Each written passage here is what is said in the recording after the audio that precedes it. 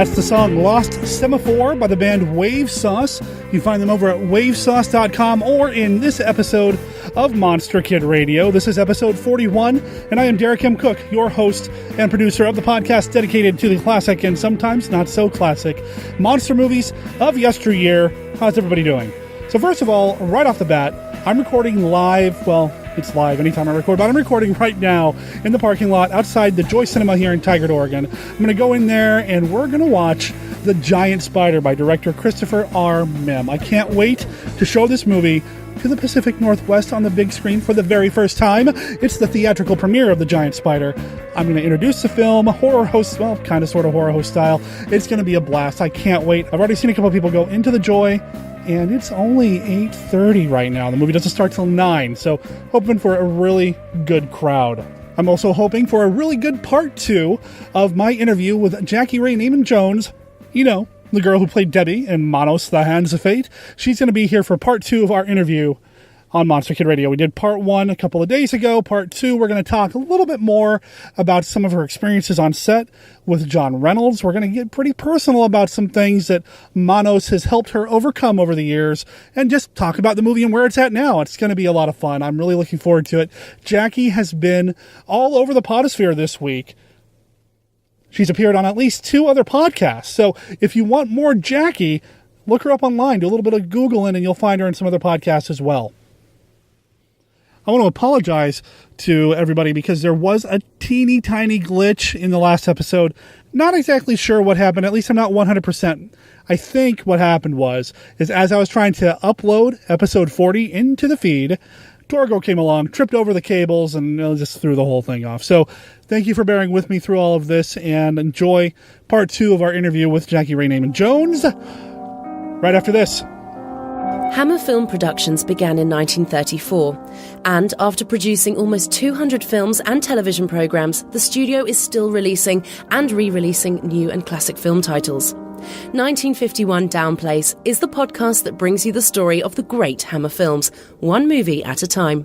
Here are your hosts, describing what Hammer means to them. First is Casey. Hammer means the beautiful and glamorous women of Hammer horror, the engaging storytelling, and amazing period films. Joining him is Derek. Hammer means the incredible work of actors like Peter Cushing, Christopher Lee, and even Michael Ripper. The gothic storytelling, the incredible music, and the set pieces. And finally, here's Scott. Well, hammer means how to get a nail into a block of wood. This boy has a lot to learn. Join our hosts as they make their journey through the Hammer Films catalogue and discuss each film with critical opinion, historical facts, production notes, and other information about these classic films. 1951 Downplace can be found in iTunes or their website, www.1951downplace.com. Should I have said hammer pants? 1951 Downplace, the home of Hammer Films discussion.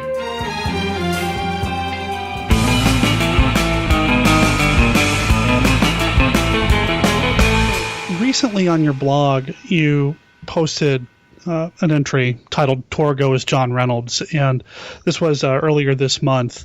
Mm-hmm. And I found it quite fascinating that as a 7-year-old child, you're saying that you still kind of sense that maybe something might have been wrong on the set, and maybe John Reynolds, he might have had some demons he was dealing with. Do you have a lot of memories working with John? Well, yeah, I remember. I mean, from my point of view at that time, he was my favorite person on the set because he was the one that I felt gave me the sincerest attention. And my dad, when I talked to my dad about that, he said it made sense to him. So this is like later time reflection. You know, my child self remembered this guy that during times when neither one of us was working, I'd sit on the low adobe wall outside the house, and he would entertain me, just being silly, he would do like pratfalls, or he's just a goofy guy, just entertaining a child. And I think there was a childlike quality about him, and there was something about he felt safe with me, because he was very shy and withdrawn and very troubled. and not comfortable around the women outside of character. Like, he could do the character, but because he was a method actor, but he wasn't comfortable socially in normal circumstances, which is not that uncommon with people that are very creative or actors. You know? Sure. And so my memories of him is fun. Sure. But I also, at the same time, knew that there was something going on with him. I mean, even at that age, and maybe it was because of the mid-'60s and the other people that I was around, more bohemian types in terms of adults socially, was that drug culture. And so, I think I know he was on drugs, even though maybe at that age I didn't really know what that meant. But there was something definitely altered about him. And he had passed shortly before the premiere of the film. Did that color, I don't know, your enjoyment of the movie or lack of because of the movie itself? Or how did that impact the premiere? Well, I think it impacted it quite a lot because, my dad was friends with John, and my dad had tried to engage John. He recognized depression, and he recognized perhaps his suicidal tendencies. So he really tried to reach out to John. They were friends. So when this happened, it was very devastating. I can't speak for anybody else, but for my family, it was really devastating. He lived just 2 blocks from us. I remember, he lived in our neighborhood, and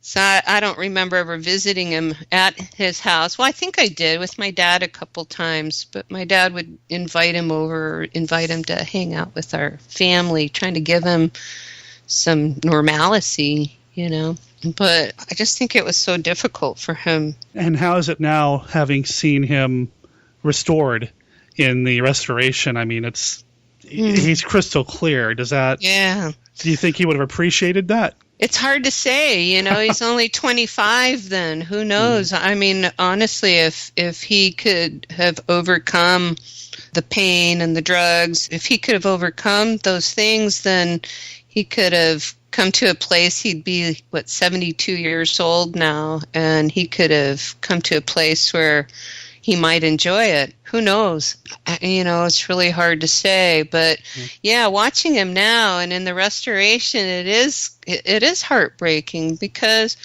I was suicidal growing up, and I'm so grateful and blessed to be alive because, my God, if you just hang on there long enough and you keep moving forward, wow, the possibilities are incredible. And I look at him and I see, he was only 25 years old. He was this handsome young man and so creative. And, it's just too bad that he couldn't have found a way to keep going.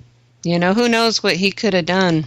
Well, I will put a link to your blog in the show notes, like I said earlier. I thought it was a great piece that you wrote about John, and you've been writing about your father as well, and how Manos has impacted him a little bit.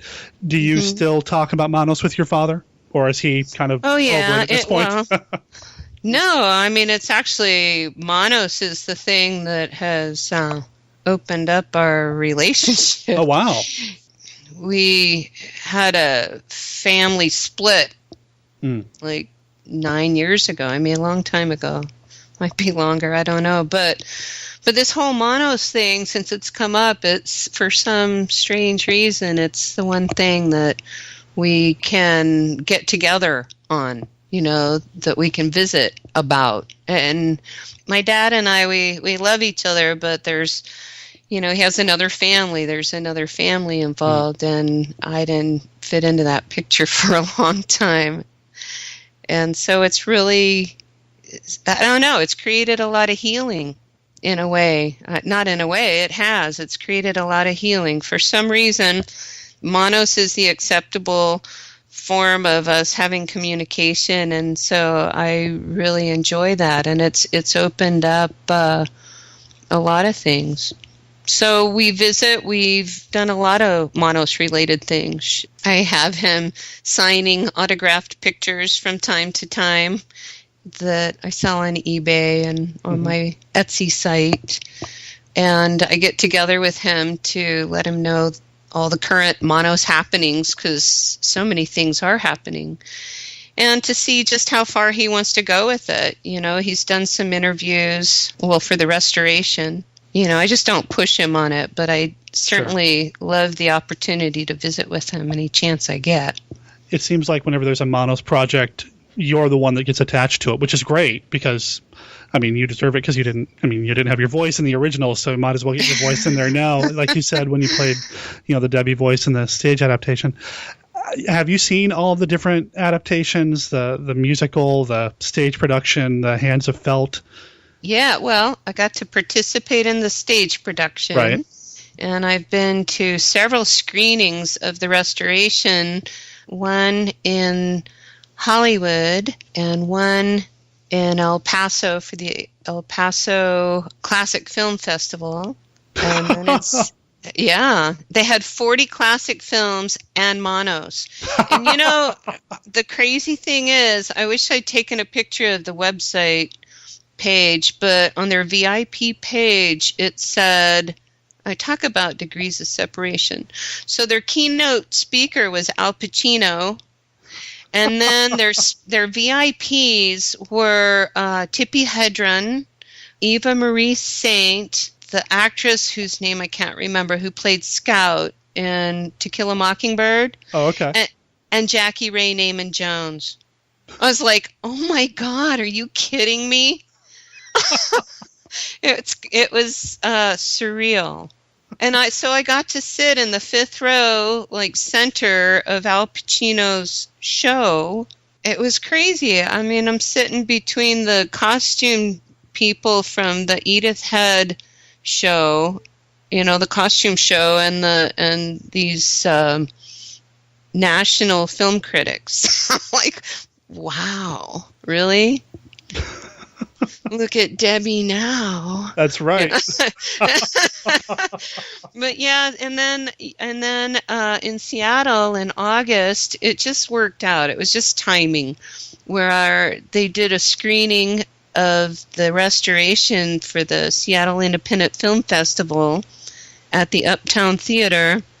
And then 2 nights later was the opening for Manos Hands of Felt Puppet Theater. So I got to be up there for both events. It was very fun.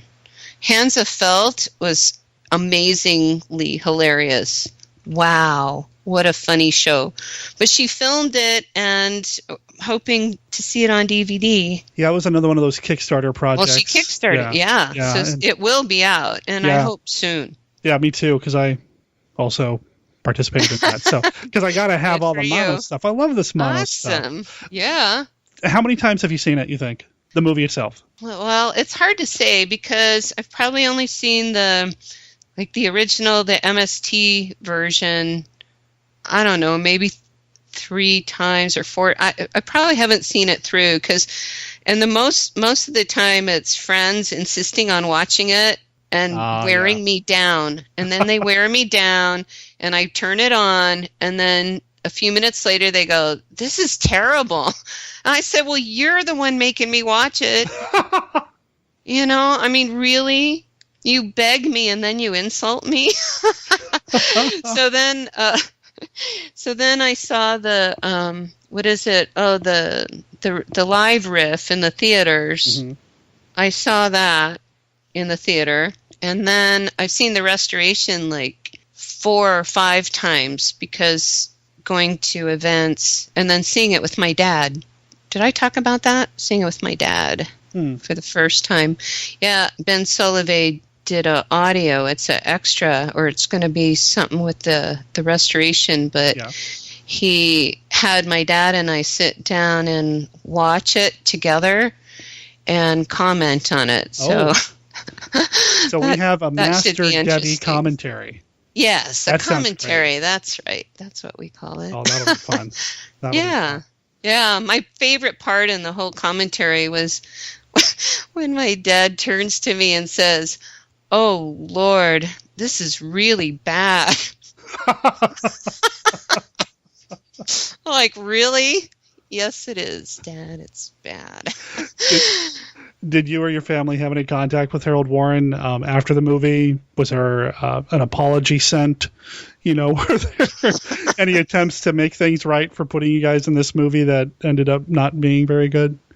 Well, I got a red bicycle. Hal bought me a bicycle. There you go. And my Doberman got a 50-pound bag of dog food. But my dad did not get his painting or the robe back for some reason. Oh, man, that robe. I mean, it was like after the premiere, everybody just kind of was embarrassed, I guess. Just kind of wanted to forget about it. So my dad just never claimed his property. Too bad. I'd love to have that painting and the robe. Yeah, the internet says that Warren kept the robe and would wear it on Halloween. I don't. That's what I hear. But that's the internet. They say his son does that. Well, actually, I think he did confirm that. Oh. Hal Warren's son did wear the robe for Halloween, at least at some point. I don't know if it's an every year thing, but. Have you had any fans of Manos kind of come out of the woodwork? People that you wouldn't expect, anybody celebrity-wise or anything like that, just approach you as a fan of the film? Just, the people that are doing all these amazing projects like Hands of Felt and the play. I've just met the most amazing people through people that are inspired by Manos, and then they create these projects. I feel so honored. Brian Cook, who's doing who did the play, he's a musician. He's with Blitz and Trapper out of Portland. And then he's connected with all these other people who I met through the play, and just this talent, this amazing talent. So I just feel so honored at all the things that are opening up because of these new connections with people. Because of this film, I meet people and they say, "Oh, I'm so honored to meet you," and then I find out what they do, and I'm like, "Are you kidding me? Who am I?" Were you ever contacted by the MST3K people or the Riff Tracks people? No, I've tried baiting them. But they won't respond. Anyway, I don't know.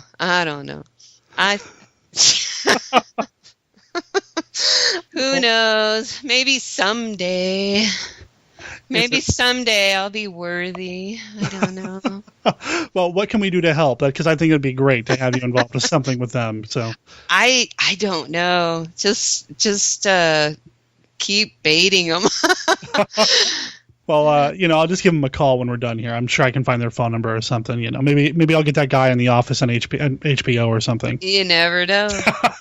You never know. I mean, stranger things have happened. This whole Manos thing, it is fate. The Manos, the hands of fate. It lies over everything. And I don't know. I'm not trying to guide this. I'm just trying to be part of it. Before we started recording, we kind of exchanged some jokes about how the film's in public domain, which means basically anybody can do anything they want to the movie. Mm-hmm. Have you seen or heard of anything that's just so off the wall that you couldn't believe somebody would do this with Manos? Oh, gosh. Well, yes. Just trying to think if I would. I mean, I've seen all kinds of interesting things. I've seen some pretty terrible things. But I wouldn't mention them because I wouldn't do that to anybody, know. I try to be really supportive of everybody's projects, because I celebrate the art, whatever it is, but there are some things I've seen where I just kind of feel embarrassed for people a little bit, like, oh, I'm sorry. But, I've seen some really cool things. It's just crazy. If you Google Manos or you on YouTube, it's like there are so many creative little skits and things that people are doing. And then on my blog, I find it so interesting. I look at where people are coming from in the world, and it's incredible to me how many people around the world are reading it. Like for a while, for several months running, Latvia was my second country of most people reading my blog. Maybe they just really like Manos over there. I guess. Latvia. And right now, Denmark and Norway are really high up there. But I think because the restoration is going to be playing out that way, I need to get my geography down. Well, I follow your blog, and I love whenever you post something like, like I said, I really enjoyed what you wrote about John Reynolds. And on your Facebook page, you're always posting little things that you find here and there, like that customized Torgo action figure, which I would love to play with. Are you kidding me? That was awesome. I know. That's what I mean. The creativity. Like, people put a lot of time into this stuff, all for the love of Manos. That's fascinating to me. I love it. So your blog is debbiesmanos.blogspot.com, and from there you can link to your Etsy store, which is where you sell most of your artwork. Yes. Do you have anything coming up, maybe even non-Manos-wise, that we can share with the listeners so people can support you? Not right at the moment. Okay. I'm working on some new things this winter, getting the Manos work out there and more art shows. So I'll be posting my calendar and where I'll be and what's going on. But any events, anybody that can show up, I'd, don't leave me standing there alone. Do you ever go to any conventions or anything like that? Not yet. I've had people talk to me about conventions. I've had some interest. So, like I said, I'm just kind of riding the wave. I'm just kind of taking it as it goes. I trust that the right things are going to come along, but I'm definitely open. I would love to go. I would just love to go. I guess mainly I just don't really know how to go about it. So if anybody has any suggestions. Yeah, I was going to say, if there's any listeners out there that have a show coming up that you want to have Debbie from Manos on. Yeah, I'd love to be there. That'd be a blast. And, again, there will be a link in the show notes, everything. I've been going through your Etsy store. I have purchased, the T-shirt and such, and I'm excited to wear my Manos pride. Here I'm in Oregon as well. We're fellow Oregonians, and I would love to have you back on the show down the line. Well, that'd be great. I'm getting a lot more things going on up there in Portland, so maybe we'll get something Manos related going on. That'd be really cool. I know that there are a lot of Manos fans in Portland and in the area. It'd be fun to maybe the restoration. We need to do a show. We need to do the restoration in Portland. From your lips to the master. Yes. There you go. Yes. All right. The master approves. The master approves. There you go. Mm-hmm. Jackey, thank you so much for being on Monster Kid Radio. Oh, thanks, Derek. It was a pleasure speaking with you today.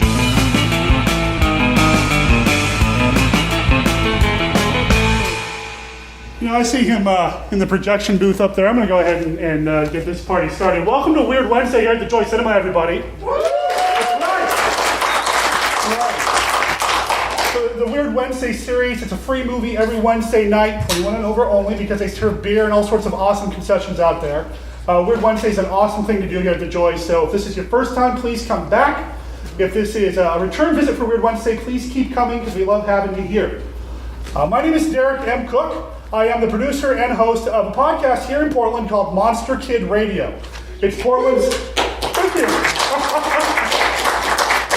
Monster Kid Radio is Portland's only podcast devoted to the classic and sometimes not so classic monster movies of yesteryear, which means we typically talk about movies from the 30s, 40s, 50s, 60s, the occasional toe dipping into the 70s, that sort of thing. Especially movies like Abbott and Costello Meet Frankenstein or Monster Crash The Pajama Party, which are movies that are going to be playing next week here at The Joy. So maybe you guys can come back out for that. The movie that we're seeing tonight, however, is not a classic movie in the strictest sense, in that it was made this year. However, it was made as an homage to all of these classic movies. It was directed by a gentleman by the name of Christopher R. Mihm, who back in 2006 decided he wanted to make a movie. And he thought about the kinds of movies that he watched growing up with his father, and ended up making the Monster of Phantom Lake, which was, a monster in a lake, and it's a sci-fi B movie kind of thing, and it's a blast. And he loved it so much, he ended up making a new movie every single year after that. The Giant Spider is movie number 8 in his filmography. He cannot be here tonight because he's in Minnesota making movie number 9 right now. Now, I'll be selling all of his movies, except one that I sold out of, in the lobby after the movie. So if you guys are interested, it's $10 a DVD or 3 for $25. I'll also have copies of The Giant Spider, the one that we're going to be watching tonight. Now, like I said, these are movies that are based on classic science fiction B movies. The Giant Spider, from its title, I'm sure you can tell, is probably about a giant spider, that's right. Now, big bug movies, there's a tradition of these things in classic B-movie Hollywood. You've got movies like, well, shout some out. Them is probably one of the best. Other ones, anybody? Night of the Lupus. Night of the Lupus, giant bunnies, okay. You've got the Deadly Mantis, you've got Tarantula, you've got the Black Scorpion. I mean, there's a whole legacy of these films, some good, some not so good. I think The Giant Spider ranks right in there with the good ones. When you watch The Giant Spider, you might be reminded of some of these movies, like Tarantula, because, well, it's a giant spider in the movie. There's also a thing about the Black Scorpion that he tried to emulate in this film. The Black Scorpion was a film that had stop-motion animation by Willis O'Brien, who did the original King Kong. Looks great, until they do a close-up of the scorpion's face, and they go to this weird little face-looking puppet that looks nothing like a stop-motion Black Scorpion. Well, Mihm and Company decided to do the same thing in this film on purpose. So it's kind of an homage. Something that's special about this movie, out of all of Mihm's movies, it's the first time, I believe, that he's had original music created for the film. Typically, he picks up music from other public domain, classic films of the era. This time around, he actually had some music for the end and opening credits by a band called the Nighthawks. I think you're going to like that. The opening credits also reference the movie Them. There's a tiny bit of color in the titles. Not a lot. It's kind of like what Them did, but the rest of the movie's in black and white on purpose. I hope you guys really enjoy the movie, and I hope you guys come back for another Weird Wednesday at Joy Cinema. If you like this movie, let Jeff know, because we want to bring more of Mihm's movies here. Maybe next year when he gets his next one done, or some of the older ones, or whatever. And, if you need to stretch your legs or whatever, they're selling concessions. The snack bar is open, guys. You can find me on Monster Kid Radio. Enjoy the movie. Thank you. That was me introducing the film at the Joy Cinema.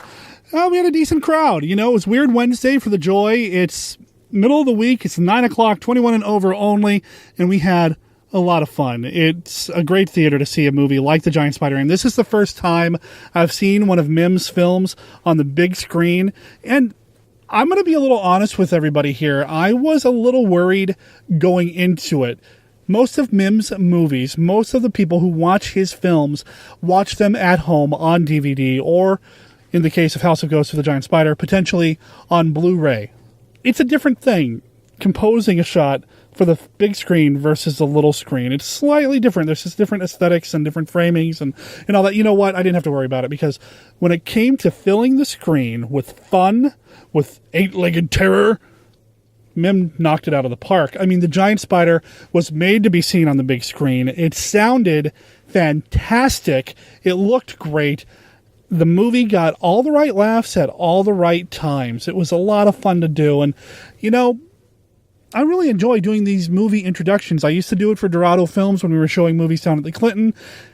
I miss it, and I look forward to maybe bringing some more of Mihm's movies out here to the Joy Cinema in the future. I talked with Jeff, the guy at the Joy, about it, and we might be doing that down the line.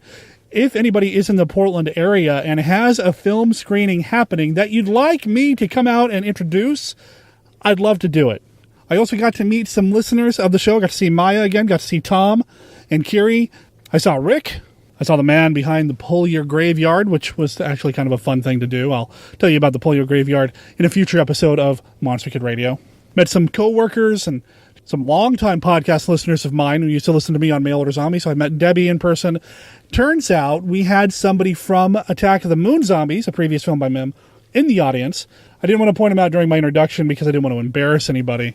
But his kids also appeared in The Giant Spider as extras, so we actually had a Mihm celebrity in attendance of the film. I got to talk about the cast. I got to talk about the connections between the different Mihm movies. I love what Mihm and company have grown over the years. I cannot wait for the late night double feature, the next movie that's coming out next year. And I can't wait for the next episode of Monster Kid Radio. I'm going to be recording some things with returning guests, Scott and Tracy Morris and Joe Stuber this weekend. What's going to make it into the feed next week? I don't know yet, so we'll just have to come back next week to find out. I want to thank everybody for your support of Monster Kid Radio. Since we've launched, I was talking with Rick in the lobby, and it occurred to me that I launched the show in May, which means 5 months ago. We are only 5 months old. The support that we've gotten from the listeners and the podcasting community in general is just fantastic, so thank you very much. If you have any feedback for the show, please feel free to email me at monsterkidradio@gmail.com or drop me a voicemail on our phone line, 503-479-5MKR. We've gotten another review in the iTunes store, so we're up to 20. And keep in mind the current challenge. If you subscribe to the show in iTunes, once we get 50 honest reviews in the iTunes store, I'm going to do something special on Monster Kid Radio. And this will be a permanent addition to the podcast, something that I really want to do, something I've been working on.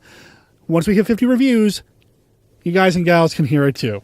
Monster Kid Radio is a registered service mark of Monster Kid Radio LLC. All original content of Monster Kid Radio by Monster Kid Radio LLC is licensed under a Creative Commons Attribution, Non-Commercial, No Derivations 3.0 Unported license. Of course, that does not apply to the song Lost Semaphore. That belongs to the band Wave Sauce. It appears on this episode of Monster Kid Radio by permission of the band. Talk to you next week.